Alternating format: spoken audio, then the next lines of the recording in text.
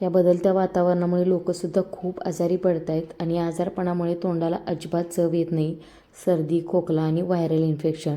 तर यासाठीच आपण एक छान अशी रेसिपी बघतोय. नमस्कार मंडळी, मधुशाज रेसिपीमध्ये तुम्हा सर्वांचे खूप मनापासून स्वागत. तर आज आपण या आजारपणामध्ये अगदी तोंडाला चव आणणारी आणि पटकन होणारी साधी सोपी रेसिपी आहे ती बघतोय. तर शेपूच्या भाजीची फळं आज आपण इथं बनवतोय. एकतर काय होतं, आजारी पडलं की चपाती भाजी किंवा जे रोजचं जेवण असतं ते खायचा अजिबात कंटाळा येतो आणि जे चमचमीत असतं किंवा काही तेलकट असतं ते तर आपण आजारी असताना खाऊ शकत नाही, बरोबर ना. तर मस्त अशी कमी तेलकट आणि पौष्टिक रेसिपी आहे, तुम्ही नक्की ट्राय करा. सुरुवातीला तर मिक्सरच्या भांड्यामध्ये 3 ते 4 हिरव्या मिरच्या, लसूण, 1 चमचाभर जिरं छान असं बारीक वाटून घेतलं आहे. थोडंसं मीठ घालायचं वाटताना. आता हे वाटण करून बाजूला ठेवायचं. त्याच्यानंतर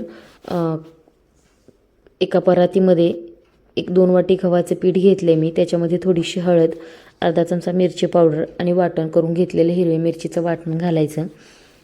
त्याच्यामध्ये थोडंसं मीठ घाला, कारण मिरची वाटताना सुद्धा याच्यामध्ये मीठ घातलं होतं. आणि खूप सारी अशी स्वच्छ धुवून घेतलेली जी शेपूची भाजी असते ती भाजी याच्यामध्ये घालायची. मी याच्या अगोदर शेपूच्या भाजीतले मुटके याचीसुद्धा रेसिपी शेअर केली होती यूट्यूबला. त्याची लिंकसुद्धा मी इथं डिस्क्रिप्शनमध्ये देते, तीसुद्धा तुम्ही नक्की चेक करा. तसेसुद्धा मुटके खूप छान होतात चवीला. तर इथं आता स्वच्छ धुवून चिरून घेतलेली भाजी आहे. पूर्णपणे पाणी नितळत ठेवली होती मी. ती भाजी या पिठामध्ये छान अशी मिक्स करून घ्यायची. असेही मुलंसुद्धा आपली चपाती भाजी खायचा कंटाळा करतात ना, तर अशा पद्धतीने जर तुम्ही बनवलं ना, तर आजारी असतील तर त्यांच्यासुद्धा तोंडाला चव येईल आणि मुलंसुद्धा आवडीने खातील. छान असं पीठ भिजवून घेतलं आहे आणि छोटे छोटे गोळे तोडून याची छान अशी आपण फळं बनवून घेऊयात. आता फळं बनवताना काय करायचं, जसं की आपण मोदक करण्यासाठी किंवा पुरणपोळी करण्यासाठी जशी पारे बनवून घेतो ना, सेम तशी पारे बनवून घ्यायची. अगदी पातळ बनवायचे, कारण आपण वाफवून घेणार आहोत. छान अशा पद्धतीनं बनवून घ्यायच्या. तुम्हाला जर असं बनवायचा कंटाळा येत असेल तर एक मोठी चपाती लाटून त्याला एखाद्या छोट्याशा जे राऊंड असतं आपण पुरी बनवतो त्याच्या छोट्याशा भांड्याने छापलं तरीसुद्धा चालेल, पण मी हाताने बनवते. ही जी पद्धत आहे ना, तर ती माझ्या आजीची आहे. माझी आजी पावसाळ्यामध्ये छान अशाच पद्धतीची फळं बनवायची. पण मी यामध्ये शेपूची भाजी घातली, ती नव्हती घालत. तर हे बघा, छान अशी मी इथं फळं बनवून घेतलेत.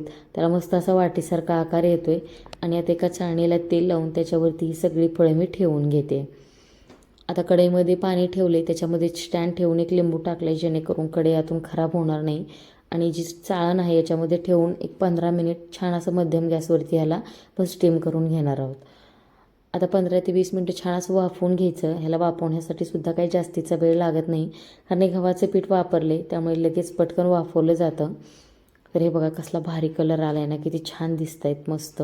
तुम्ही असेच खाल्ले ना तरीसुद्धा खूप छान लागतात. आपण याच्यामध्ये लसूण, हिरवी मिरची वगैरे वापरले ना तर खरंच खूप छान लागतात. पण मी आता याला फ्राय करून घेते. तर कढईमध्ये 4 चमचे तेल घातले, त्याच्यामध्ये जिरं, मोहरी, कढीपत्त्याची मस्त अशी खमंग फोडणी द्यायची. थोडंसं हिंग घाला. तुम्हाला याच्यामध्ये तुम्ही हिरवी मिरचीसुद्धा वापरू शकता. मस्त अशी थोडीशी कोथिंबीर घालायची. खूप सारे असे पांढरे तीळ घालायचे याच्यामध्ये. तुम्हाला आवडीप्रमाणे तुम्ही याच्यामध्ये मसाले ॲड करू शकतात, कितपत तुम्हाला तिखट हवं आहे त्याच्यानुसार. आता तीळ छान असे मस्त फुलले की याच्यामध्ये जी फळं होती ती फळं याच्यामध्ये आपल्याला घालून घ्यायच्यात. एक एक सुट्टी करून घालायची, कारण ते वाफवल्यानंतर थोडीशी चिकटतात, तर ती हाताने वेगळी करायची. आता याच्यामध्ये मी फक्त 1 पाव चमचा हळद आणि अर्धा चमचा मिरची पावडर वापरले. याच्या व्यतिरिक्त कुठलेही मसाले इथं वापरलेले नाही आहेत. हे सगळी फळे याच्यामध्ये घालून छान असं मिक्स करून घ्यायचं आणि मस्त असं गरमागरम ताव मारायचा. खरंच तुमच्या तोंडाला चवसुद्धा येईल आणि तुम्हाला असं वाटणारसुद्धा नाही की बाबा तुम्ही आजारी आहात. तर तुम्ही आणि मुलंसुद्धा अगदी आवडीने खातील. एकतर काही करून मुलांच्या पोटात ही भाजी गेली पाहिजे, हाच आईचा अट्टास असतो आणि त्यासाठीच हा माझा एक छोटासा प्रयत्न. याच्यावरती वरून थोडंसं शेंगदाण्याचं कूट घातलं, जाडसर कूट घालायचं आणि मस्त असं 1-2 मिनटं फ्राय करून घ्यायचं, जेणेकरून शेंगदाण्याचं कूटसुद्धा मस्त असं कुरकुरीत क्रंची होईल.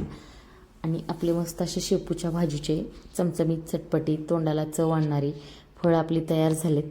तुम्हीसुद्धा नक्की बनवून बघा.